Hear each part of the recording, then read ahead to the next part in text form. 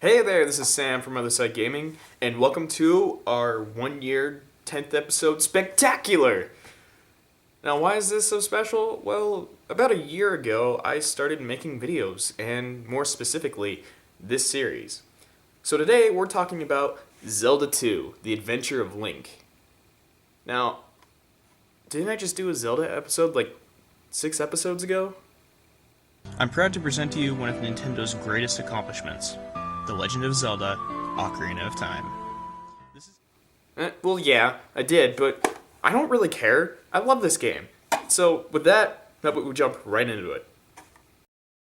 Now, before we start, I bet a lot of you probably think that this is a bad game due to the fact that it's gotten a pretty bad rep around the internet. And I'm here to tell you that it really isn't as bad as people say it is. Hard, yes, but bad? Not even close. Alright, now on to the history. In 1984, two games were being worked on side by side for the Famicom and the NES. These games were Super Mario Bros. And The Legend of Zelda. During the development process of both of these games, the team was split up due to varying ideas among them. One half worked on Super Mario Bros., while the other half worked on Zelda. The Legend of Zelda was released on February 21st, 1986 on the Famicom Disk System, and on August 22nd, 1987 in North America. The game was inspired much by Shigeru Miyamoto's adventures in the woods as a child, and wanted to bring the same sort of adventure and wonder into the game. The game tells of a boy named Link in the fantasy world of Hyrule, who must collect the 8 shards of the Triforce of Wisdom, defeat evil Ganon, and save Princess Zelda. The game was viewed from a top-down perspective and was quite revolutionary for the time. All that people had seen from NES games at the time were very arcade-like games, like, well, Super Mario Bros. And all sorts of other games. The Legend of Zelda was the first game to have a sprawling overworld with different dungeons and enemies. Since the game was so big, it was also the first game outside of Japan where you could save your game. The first game you could save your progress in Japan happened to be Metroid. Nintendo had originally feared that Zelda may not be received quite well, but in fact, it was quite the opposite. The Legend of Zelda was received with critical acclaim, and it was extremely popular. It was clear that Nintendo had a success on their hands, and the only logical step to make was to make a sequel. Development for Zelda 2 started almost immediately after the release of The Legend of Zelda. Miyamoto wanted Zelda 2 to be completely different from its predecessor. So to do this, he had a completely different team develop the game. However, Miyamoto would still produce the game, and Takashi Tezuka would return to write the story and script. The game would be directed by Tadashi Sugiura. This would be Sugiura's second project at Nintendo, his first being Ice Climber on the NES. The game was originally developed for the Famicom Disk System before its worldwide release. Accommodations would be made for the NES version of the game, due to the fact that the disk system was much more powerful. Unlike the other versions, Zelda 2 on the disk system seems to be an earlier build of the game. One example being that all the dungeons are a gray color, while in the other releases, the dungeons each have a different color. The game was designed to be more like an action RPG than anything else. There was an overworld with random encounters, and even side-scrolling sections of the game. But we'll talk about that later. Zelda 2, The Adventure of Link, was released a little under a year in Japan on January 14th, 1987, and almost a year later in North America on December 1st, 1988. Believe it or not, the game sold quite well. The game has sold about 4.38 million copies since its release. Nintendo Power, may they rest in peace, has gone to name Zelda 2 as the 110th best rated game on a Nintendo console, and was also named the 12th best NES game. The game was quite an evolution in the series, but only time would tell of how well it would be received.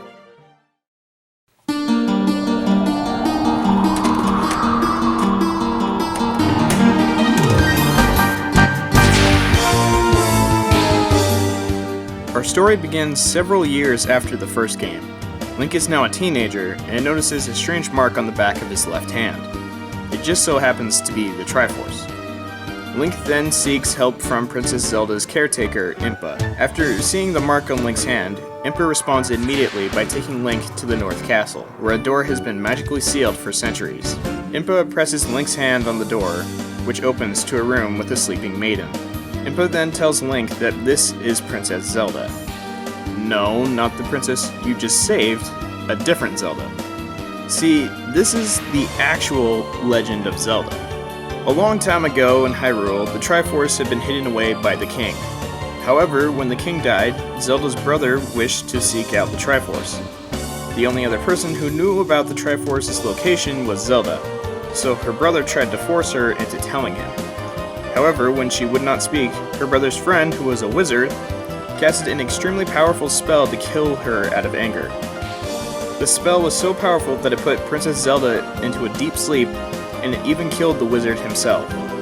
With having no way to reverse the spell, the prince took her to the castle tower and sealed her door with hopes that she would one day be awakened.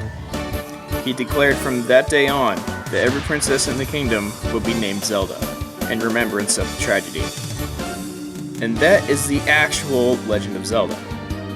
After describing this, Impa tells Link that the mark means that he is the chosen one to wake Princess Zelda. She then hands him a chest filled with 6 different crystals and ancient writings that only a future king of Hyrule could read. And it just so happens that Link can read it, which indicate that the 6 crystals must be placed in different dungeons around Hyrule to open the Great Palace, which contains the Triforce of Courage. Together with the 2 pieces of the Triforce, Wisdom and Power, they would have the ability to awaken the enchanted Zelda. Unfortunately for Link, the enemies of Hyrule have also been busy. If you remember at the end of the first Zelda, after killing Ganon, he turns into a pile of red ash. There is said to be a ritual that will revive Ganon if the blood of Link is spread on his ashes. This would explain why the game over screen says Return of Ganon. And trust me, you'll see that screen. A lot. So Link sets out to find the 6 different temples and the Great Temple to awaken Princess Zelda. What's funny though is that none of this is actually explained in the game. The story was explained in an instruction booklet. Unfortunately, I don't have the box or the instruction booklet, just the game itself. Games back then didn't really have stories. That's why some of these games were revolutionary if you happen to read the instruction booklet. I mean, I still have a few instruction booklets laying around, and it's nice to read them every once in a while, but sadly, most games today don't even have them. But I guess that's just a sign that the industry is evolving. The Adventure of Link is a very strange beast of a game compared to its predecessor. The game is at its heart a side-scrolling action RPG. When you start out the game, you start out in front of the sleeping Princess Zelda. When you exit the screen, you are taken to the overworld. From the overworld, you can visit various towns and caves just by exploring a bit. While exploring the overworld, if you stray from the paths, enemies will start to appear. If you run into these enemies, you'll be taken into a side-scrolling action sequence. Depending on what kind of enemy you ran into and where you ran into it, will determine a few number of things. If you run into a smaller, blob-looking bad guy, then you will be given a decent amount of enemies to defeat before moving on. If you run into the bigger, much battered, tougher looking guy, then be prepared for the worst. These sequences are much harder than the rest. The game will throw extremely hard enemies at you, and will sometimes even make you surrounded by them. The last thing that has to do with these battles would be the area. If you hit an enemy on a patch of grass, then you will fight in a field. If you hit an enemy on a tree, then you will fight in the forest, and so on and so forth. Some of these battles will occur even if an enemy doesn't hit you. There are some parts where you must cross a bridge, run past a fort with rocks being thrown at you, and even jump over pits of lava. You will also enter a side-scrolling sequence when you enter a cave. Normally these caves will have something pretty important in them, or have a heart container or magic jar, which can increase your magic and health bars. Of course, another one of these sequences are the towns. The towns are just so peaceful. All of the townspeople wander around and go in and out of buildings, and sometimes can even give you helpful information. But most of the time, that's just not the case. And how could I mention one of the most popular townsfolk of all? Everyone, meet Error. Error, introduce yourself. Yeah, he's not very good with people. In every town, there is a mage that can give you a magic spell to help you on your adventure. Magic was a first for the series and would eventually stick with it. In 2 of the towns, there are master swordsmen that can teach you different techniques like the upward thrust and the downward thrust, which helps you significantly if used correctly. But I think we all know that a real part of going to the town is getting health and magic. And boy, does Link get it. Oh, you know what I'm talking about. Grand Theft Auto doesn't have anything on Zelda 2. While the game can be extremely frustrating at times, I feel that it can be balanced out by level grinding. With every enemy that you kill, you are given experience points. With these experience points, you can level up your strength, health, and magic. Unfortunately, it takes a lot of experience just to level up once. And if you get a game over, you lose all of your experience. My suggestion would be to find a place relatively close to a town so that you can replenish your magic and health, so that you can keep on fighting the enemies. Of course, the bigger enemies in the game have a lot more experience, but they can also kill you pretty easily, so it's sort of a risk versus reward system. Your levels max out at 8 for each ability, and if you want to make it to the end of the game, then it's almost a necessity to do so. Trust me, in the Great Temple, the game throws everything at you. Not only that, but there's 2 bosses. In fact, one of them happens to be one of my favorite bosses of all time, Dark Link. It's like you're fighting yourself. Everything you've learned up to this point and having to fight yourself. The whole concept is just awesome. The epic battle of light versus dark, a battle to the death, the fate of the world in your hands. Or, you could just sit in the corner and stab at him. Yep, that was hard. Okay, just give me the last piece of the Triforce, alright? Zelda 2 is known to be the black sheep of the Zelda series for obvious reasons, but I still feel like this is one of the better Zelda games out there because of those very reasons. Sure, it's tough, but isn't it all worth it when you finally get the Triforce of Courage? In fact, some of these games are built on the very structure that Zelda 2 is.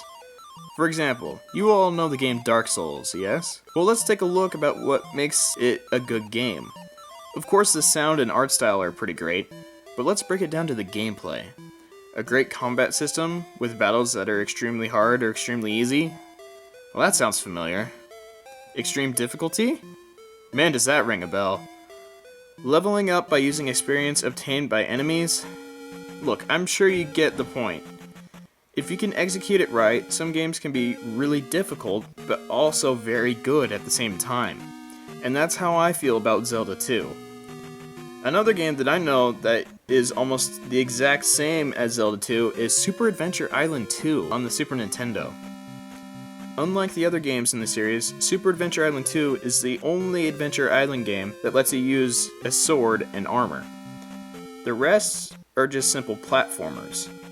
Another more recent game that has been inspired by Zelda 2 would be the new Adventure Time game called Hey Ice King, Why'd You Steal Our Garbage? So I know that either you love this game or you absolutely hate it, but to the haters I say, try giving it a chance. It truly is a great game. If you can pass through the extreme difficulty of the game, then please do so.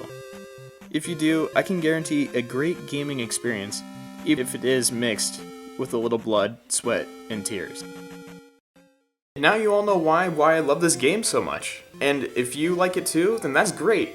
And if not, then I encourage you to give it a chance. You can find the original NES cart for pretty cheap online, considering its wrap around the internet. It's also on the Game Boy Advance and the Zelda Collector's Edition on the Nintendo GameCube. You can also find Zelda 1 and 2 on the Wii's Virtual Console for 500 Wii points if you're interested. This has been Sam from On The Side Gaming. If you haven't thought about your ancestors lately, think again. I'll see you next time.